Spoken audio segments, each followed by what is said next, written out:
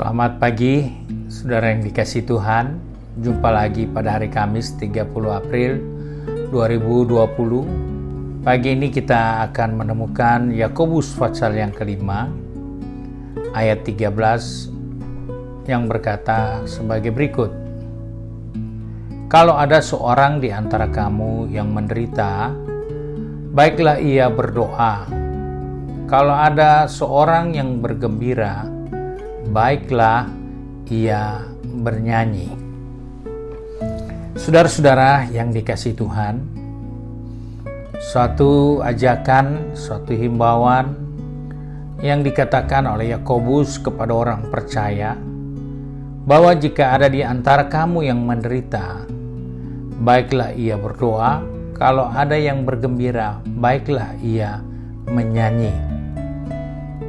Dalam kehidupan ini kita sadari bahwa pergumulan itu silih berganti menimpa kehidupan kita. Nah, dalam menjalaninya kita seringkali perlu diingatkan bahwa kalau di antara kita ada yang menderita, baiklah ia berdoa. Kalau ada yang bergembira, baiklah ia bernyanyi.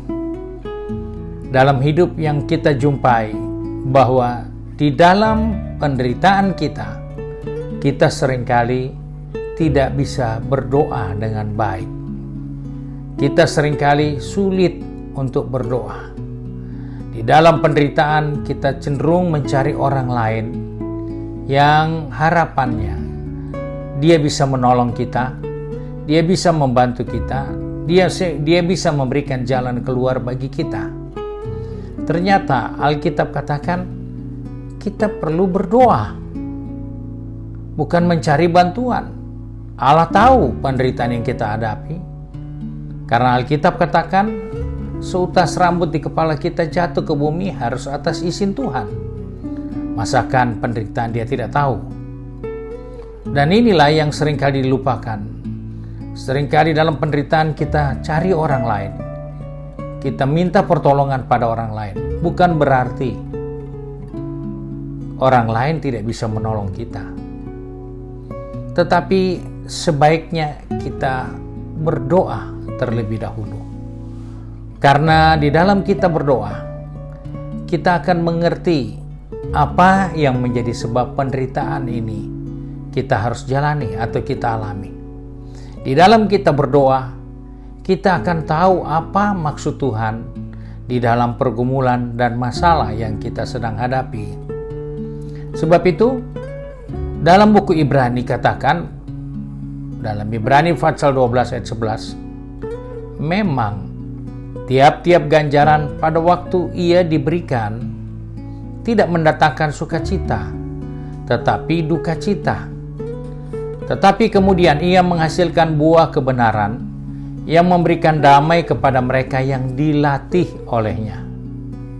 Nah, kita melihat bahwa di dalam kita menghadapi segala kesukaran, kesulitan, di saat kita berdoa, kita bisa menemukan apa yang Tuhan izinkan, apa yang Tuhan inginkan di balik penderitaan itu. Mungkin kita sedang dilatih, kita sedang masuk dalam pendidikan Tuhan, kita sedang mengalami koreksi dari Tuhan, kita sedang mengalami disiplin dari Tuhan. Dan itulah caranya Tuhan. Sebab itu Yakobus ingatkan, di dalam penderitaan jangan lupa berdoa, supaya engkau tahu apa maksud dari ganjaran yang kita hadapi, apa yang baik untuk kehidupan kita di dalam kondisi yang tidak nyaman ini.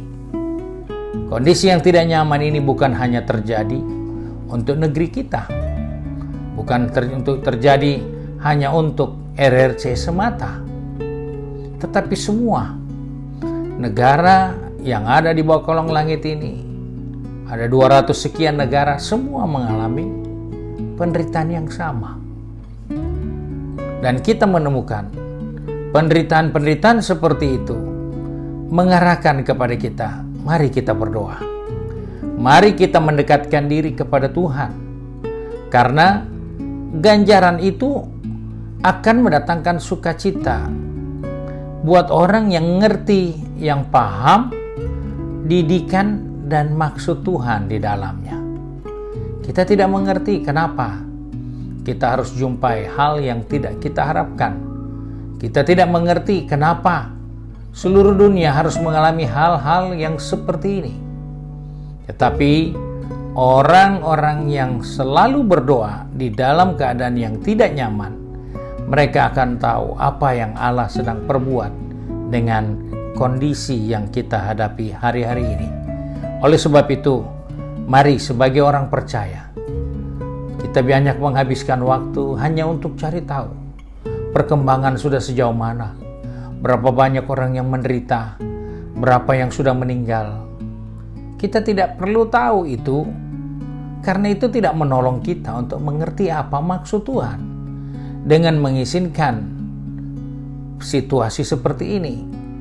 Tetapi ketika kita berdoa, kita akan tahu apa yang Tuhan maksudkan, yang Tuhan rencanakan dengan kehidupan kita ini. Sebab itu, mari Ibu Bapa, Saudara yang dikasihi Tuhan, di hari yang baru ini kita mulai mencari Tuhan, berdoa untuk menemukan apa yang menjadi rencana-rencana Tuhan di dalam situasi yang seperti ini. Karena Allah turut bekerja dalam segala sesuatu. Mari kita berdoa bersama.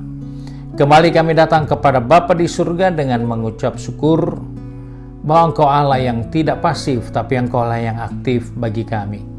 Dalam segala situasi yang sedang terjadi dan melanda negeri kami, bahkan seluruh muka bumi ini, kami percaya ada rencana Tuhan di dalamnya, supaya kami makin banyak menggunakan waktu untuk berdoa, duduk di bawah kaki Tuhan, sehingga kami boleh mengerti apa yang menjadi rencana Tuhan, apa yang terkandung dalam didikan Tuhan bagi kami sebagai orang-orang yang beriman kepadamu.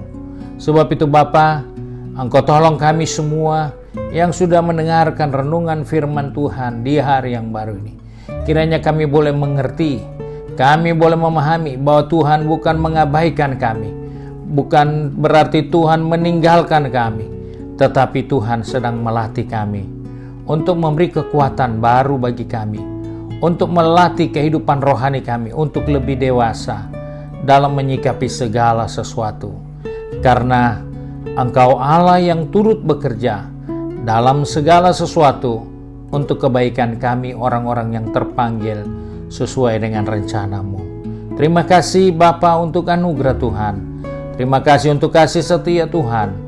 Kami serahkan seluruh kehidupan kami sepanjang hari ini. Roh, jiwa, tubuh kami. Pegang tangan kami, atur langkah kaki kami. Biarlah dari terbitnya matahari sampai terbenamnya, Bapa di surga dipermuliakan melalui kehidupan ini. Terima kasih ya Tuhan. Kami berdoa serta mengucap syukur demi nama Tuhan Yesus Kristus, Juru Selamat kami, Majikan kami yang baik dan setia. Amin.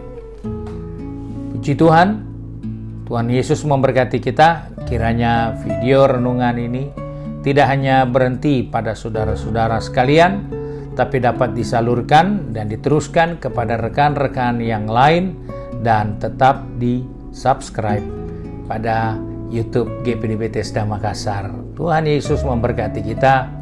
Immanuel.